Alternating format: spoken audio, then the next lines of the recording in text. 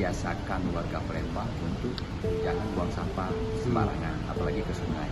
Makanya saya sudah minta Sekda dirapatkan formulanya seperti apa.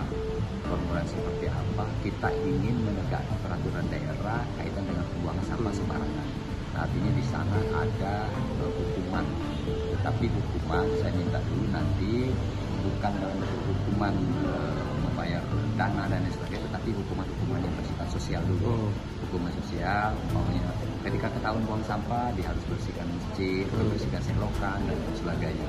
Itu dulu yang kita kasih edukasi. Baru setelah kita laksanakan ada penegakan perda.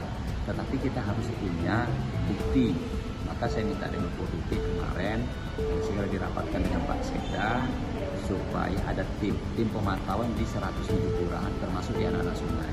Di samping saya ingin juga Kominfo untuk memperbanyak CCTV sebagai bukti warga masyarakat yang membuang sampah sembarangan, sebagai bukti untuk kita menegakkan